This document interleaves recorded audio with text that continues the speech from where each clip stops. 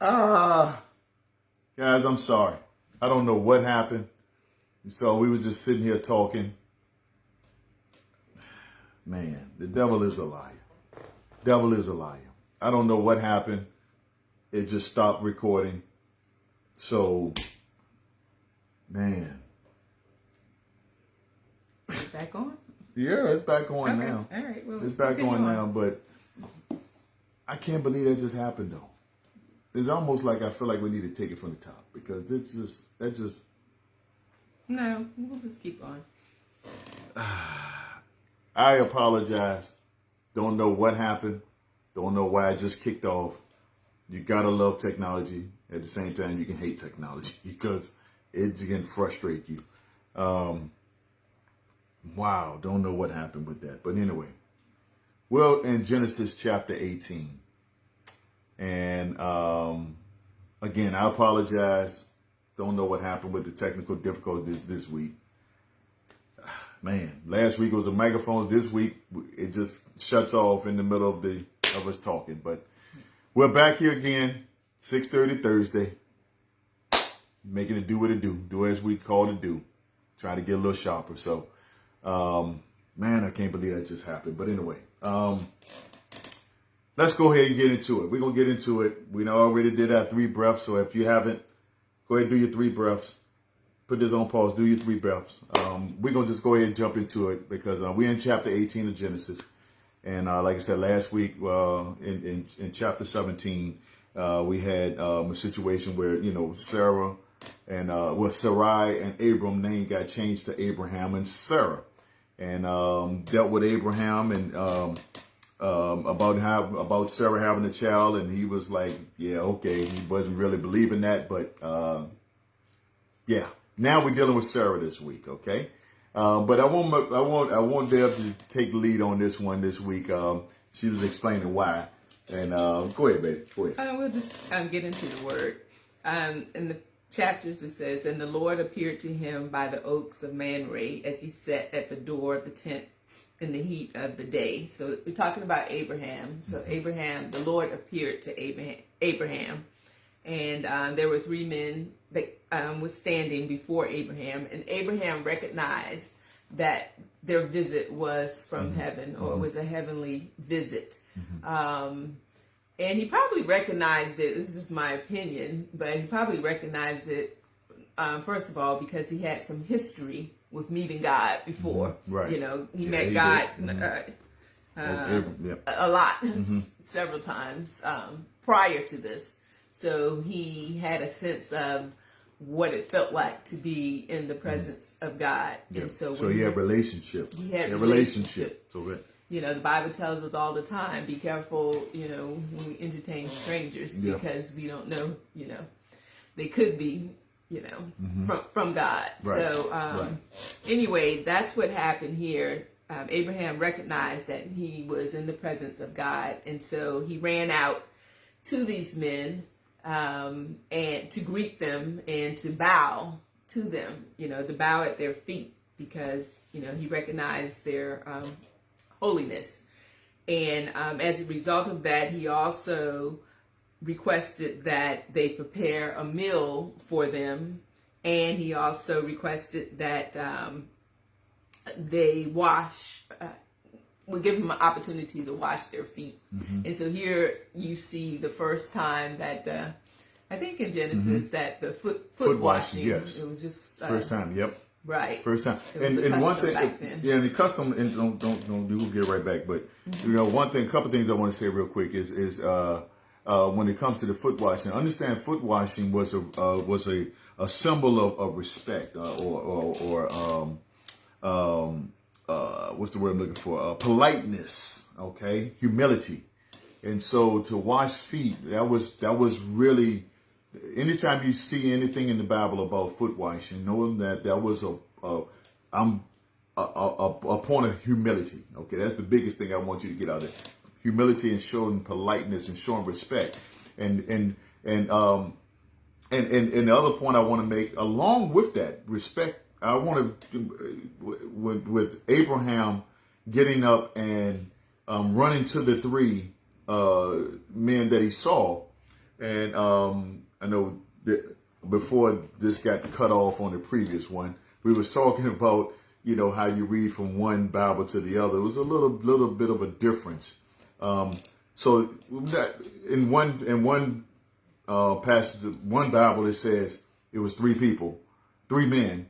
In another Bible, it leads you to believe that one of those men was the Lord himself, just coming in his flesh, right? As a man in flesh. And so, so that's kind of like the first time you ever hear about that in the Bible, you know, other than Jesus coming as man in flesh, but Jesus was also there at the same time too. So, because, okay, that's another whole story. But anyway, but what I wanted to get out of that, there's two things I wanted to do. Like I said, the first one was the foot washing. Well, that was the second one. But first, he ran out to meet these three gentlemen. And so to me, that was also a sign of respect, okay?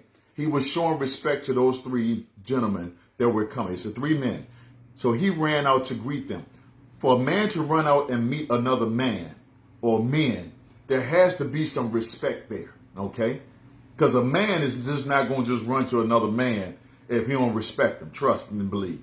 I can tell you because I'm a man myself. But that's just the way that is. So for him to get up and run out to meet and greet these men, that showed a sign of respect. And then for him to invite them to wash their feet, that's another sign of respect and humility. And so we live in a world nowadays. I always try to find a way to connect the word to where we at today, to this life we live. And we are living in a world right now where everybody wants respect. Okay? But in order for you to get it, you got to first give it. Okay? So you got to be able to give respect. Abraham showing you right here. He was giving respect. He was giving it. He wasn't worried about getting it. He was giving it. Okay? Action word. He was giving it. Okay? So, and today, we need to make sure that we're giving respect. If you give respect, typically you're going to get it. But you don't automatically get it just because you breathe. You got to give respect. Come on, baby. Yeah, and another thing that I wanted to point out too was, again, as I said, Abraham knew that he was in the presence of God because he had a history with God. And oftentimes we forget that we have a history with God. No doubt. Especially at our age, just knowing the things that God has done for us and knowing just the many times that he's come through and we've come in his presence. And sometimes we forget that and we go on our tangent of woe is me and why is this happening to me again? And, you know, the crying and the snots and, you know, and the depression and all of those things. I'm speaking from experience. And then, you know, God has to remind us, hey, you have a history with me. If I got you out of that before, I'm going to get you out of it now. You know, why are you going through all of this drama? For nothing. Don't you know me? You know, and it's kind of the same thing with Abraham. Abraham knew God. Don't you know me? You know. So anyway, we're going to move down onward. The men approached Sarah and told Sarah by this time next year she was going to have a baby. Well, actually, no. He said that to Abraham. Oh, okay. They said that to Abraham. Okay. They said that to Abraham. But, I'm glad you said something about that. Before you go there, I did want to say this. This is a little shameless plug, but I enjoyed this chapter right here too because it just made me think about Indian food. But because the other thing, still on my respect thing, because the third thing of respect that he did as well in here was that not only did he have them, not only did he run out and greet them, he had them come back to wash their feet, and he wanted them to rest, and he fed them. And he ain't just give them some hot dogs and poking beans. He ain't just say, yo, let's open up a can of Spam or, you know, just some oodles of noodles. No, he told Sarah, go get your best flour, right? Get your best flour. And I had to ask some questions about flour because I'm thinking, you know, all of us just get that cheap bag of flour that we get. We think that's all. But there was a difference in flour, okay? So he told her, get your best flour, okay? So then he got some yogurt. He got some milk. And then he went out and got the best calf that he had, and had that cooked. You know, he took that calf and sliced and diced it, and he made a nice meal for them. Okay, But what the point that I'm making, out of respect, he made sure that he used his best. He ain't just used he ain't opened up just a little. It wasn't like that was all he had. Remember, this is Abraham. Abraham was doing all right for himself. He won't coming up short on nothing. So he took the best that he had to serve these gentlemen. Okay? And so, again, that's another level of respect right there. So then, while they sitting there eating, they tell Abraham, all right, Abraham, Sarah gonna have now. Sarah gonna have a child. When we come back next year, Sarah gonna have a son. And Sarah was listening at the door. That's my point. Sarah's up in the tent, but she ear hustling hard. She got the ear hustle going on there. Her ear hustle on 100, right? She getting it in. She wanted. Now, what happened when she was ear hustling and she heard this? She laughed. What she laughing? What she laughing at? What she laughing at? Go ahead. No, go ahead. She didn't believe him, so she laughed. She had unbelief. And the reason why she had unbelief, because the Bible talks about, and even Abraham, he's not void, because it actually in the previous chapter, he was like, yeah, okay, man, I'm going to be kicking, I'm 99 years old, I'm going to be 100. Yeah. And then Sarah is like, they didn't say how old she was. They were showing respect for the women because you're not supposed to tell their age. Even though I tell her age all the time because I'm proud of hers. But anyway, I don't know. I don't say it people. But anyway, but I won't be having a child. no. Okay. All right. No, you won't. But unless he says something different. But anyway, That's going to get to this time right here. But anyway, in this situation right here, Sarah says, at my age, yeah, right. Okay, she starts laughing. Okay, and Abraham already had his moment, so now Sarah's turn to say, yeah, okay, right. Imagine that happening, right? And so, go ahead, babe. Right, and so then God asked Abraham, why did Sarah laugh? Mm-hmm. And God spoke, and He said, "Is anything too hard for the Lord?" And those are some powerful words. Yeah. Is there anything too hard for the Lord? I'm just saying that. I hope somebody will receive that. Yeah. Who needs it right now. Mm-hmm. Is there anything too hard for the Lord? The word is so powerful. It was there in the beginning and it's here now. And I hope that somebody receives what I just said in this text. Say it again. Is there anything too hard for the Lord?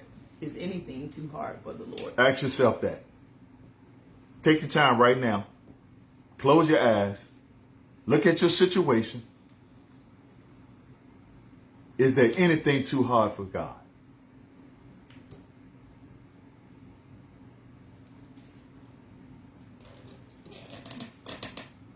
I'm just giving you a second because I want that to marinate. I want that to get in your mind. I want that to get in your heart. I want that to get in your soul. Because unbelief is what some of this happened right here with Sarah and Abraham. And we know we can't point fingers at them because we have been in that same. I'm guilty. I'm guilty as charged right here. I ain't even talking about you. I'm talking about Ron right now. Guilty as charged. Because we have all had those moments. We look at our situation. We look at where we at, what's going on, what's not going on, this and that, and what somebody done said, what didn't happen. We look at all these different things. And as a result, in our mind, we say, I don't see how this going to happen. I don't believe this is going to happen. So we have disbelief. So I'm not pointing the finger at Abraham, but I'm just letting you know, we ain't no different than they are. Is there anything too hard for God? Remember, He the one that created you. He created everything on here. He created all things. Is there anything too hard for God? I just want that to marinate. So come on, babe. Yeah, so Sarah, she was scared of God when He confronted her about did she laugh, and so she was like a little kid. She was like, no, I didn't. Yeah, she got caught with the cookie crumbs around the her cookie mouth. crumbs, got the milk on your mouth, all that. I can smell your breath. Your breath said you ate it. Yeah, she guilty. So God just told her, yeah, you did laugh. He called out. Yeah. He called out. So, yeah. So the second point of this chapter, once we leave this story about Sarah, is God came for another reason, and the other reason was to deal with all the wickedness and the sin that was going on in Sodom and Gomorrah. Yeah. And so the three men, well, two of the men, actually, the Bible says two of the men got up and left, and God stayed with Abraham. And as a result, Abraham, being a kid himself, y'all know, you know how the kids, are we there yet? Are we there yet? Or you got those kids that are just inquisitive about everything and just constantly asking questions. Well, why this? When this? Why that? Abraham was one of those kids right here in the second half of chapter 18. And he just kept asking and asking and asking. He would just kind of lower the bar. Read it for yourself. Read chapter 18 for yourself. But he kept asking God, I know you get ready to go over and destroy Sodom and Gomorrah, but if you find some righteous people over there, will you still destroy it? So he started off, I think it was 40, I think it was the first number. But he kept on dropping the number. 50. Yeah, started at 50. Yeah. So he kept on dropping the number, but he kept asking the same question. And it never really said why he kept asking those questions. But in my mind, I'm going to tell you what and this is just Ron Sims' thing, because the Bible didn't say this, but this is Ron. I'm thinking, personally, that he asked this question because he remembered his nephew, Lot, was still in Sodom. Right. He was interceding for Sodom. Yes. He didn't want God to destroy No, he didn't. Sodom and Gomorrah. He did not want to. Yeah. He was interceding for them. Yes. And he was doing it in his own way by bargaining. Yeah. Lord, if you find 50 righteous people, please don't destroy it. If you find 40 righteous people, He trying hard. He trying hard. He trying hard. 30, 20, He trying hard. because he was like, how are you going to destroy the city, the whole city, when there could be some righteous people, and you're going to destroy the righteous with the sinful. Yeah. But they couldn't find not one. Right. So. Not one. And we're going to deal with Sodom and Gomorrah on next week. Okay. But with that being said, I got to go right back to what we said a little bit, because we just wanted to close off chapter 18, because that's going to prep us for next week in chapter 19. But I got to end on this. Is there anything too hard for God? Is there anything? I want you to think about that for the next week. Just keep that in your mind. Is there anything too hard for God? I think all of us can use that. All of us can just think about that. Is there anything too hard for God? We're going to see you next week at 6:30. We love you. Don't forget to do what? Pray, plan, prepare, proceed, make it do what it do. You need to shorten that a little bit. No, I don't. See you next week at 6:30. Love you.